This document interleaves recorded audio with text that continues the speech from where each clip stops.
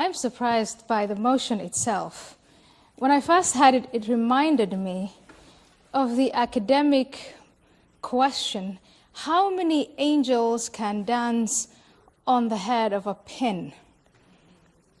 And I'd think, well, if you do the salsa or the cha-cha, not many. Why are we not having a motion on, is Christianity a religion of peace?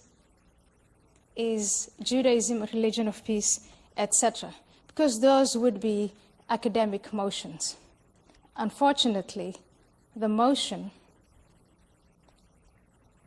Islam is a religion of peace, is not academic. I respect and admire Ziba Khan, and I want to acknowledge the fact that you indeed are a demonstration of the assimilation of a Muslim individual, a Muslim woman, into Western society, into an American society, that you come from a middle-class family that was very eclectic and respected pluralism. I respect that very much, and I admire you for it, and I think you are an example to others. However, I disagree with you that you represent Islam or that you speak for Islam. The problem that is inherent in Islam from the time of its foundation up to this moment is who speaks for Islam. And I'll get to that later on. Is it Ziba Khan or is it Faisal Shahzad, who was also a middle-class man, went to business school, married an American woman, had 2 children, lived just like you, like many of you. And yet he made a different choice based on a combination of piety and politics. And that's what Islam is. And before I go on, let me define the key terms of the motion. First, religion. The most common definition of religion you will find is the universal quest of humans in search of the sacred or the holy.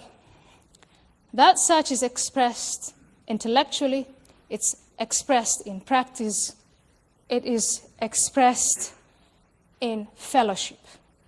And you look at a religion like Islam, on an intellectual level, it was expressed by the founder of Islam as a demolition of all other gods. Polytheism had to end, and all humanity had to be united under one God. From those of you who are familiar with history, and I think a crowd like this is, you know that no monotheistic religion can be a religion of peace. No monotheistic religion is a religion of peace, and definitely not Islam. Monotheistic religions know periods, lengthy periods of peace, but they also know lengthy periods of war. In terms of practice, yes, in Islam, you practice charity, you go to Hajj, you pray, all of that. But in terms of practice, there's also the expression, there's the concept of jihad. And I find it a pity that Ziba Khan did not mention that concept, which is central to Islam's conquests and Islam's success. The founder of Islam, Muhammad, in his lifetime, conducted 65 campaigns of war that were all successful. And that militaristic history of Islam is well documented. Just go Google it. And if you don't find it on Google, go to all those former empires that were conquered.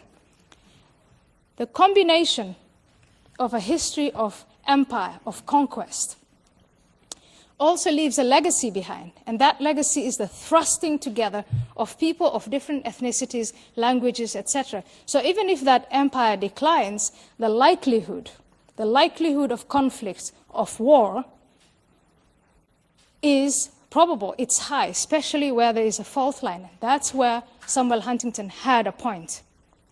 That history of militarism, combined with the legacy of empire, those 2 points alone belie the motion tonight that Islam is a religion of peace.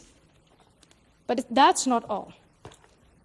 When empires decline, those who are defeated, and the Muslim empire declined, Those who are defeated sometimes find themselves in a state of victimhood. That state of victimhood is exploited by the leadership or those self-appointed leaders of Islam. And what do you see? You see a number of people, and I concede it's a minority, who believe that Islam is under siege. A mentality of victimhood tells those who are conquered, who are vanquished, that the problem was caused by external powers, not by us, and that systematic denial within Islam after the 19th century to blame only outsiders, exempt Islam from blame, from the explanation, what went wrong. Yes, it was external. Yes, Muslims were humiliated. Yes, they were conquered. Yes, they were colonized. But how much was also because of the flaws of Islam? And that takes me to the point of absolutism.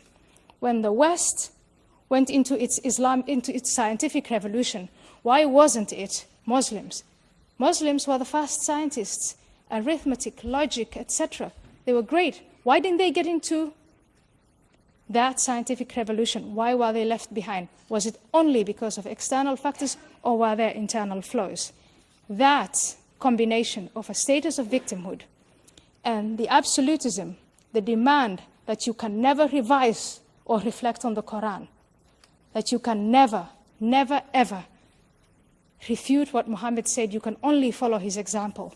That absolutism, combined with that status of victimhood, is also enlarges the likelihood of conflict. And those two combined, like the other two factors, Aayan Hirsi, your time is up. Thank you. That belies the motion. I'll keep my last two factors for the time I have remaining. Thank you. So I think her point is pretty valid.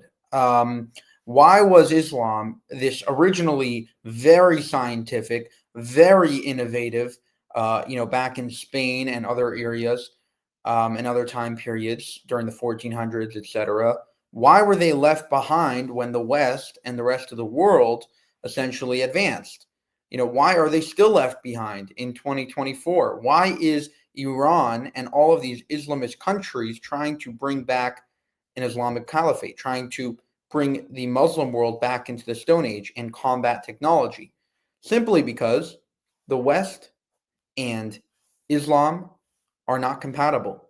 Because if you are going to stick to Islamic doctrine and Sharia law, you're going to have major problems with the West.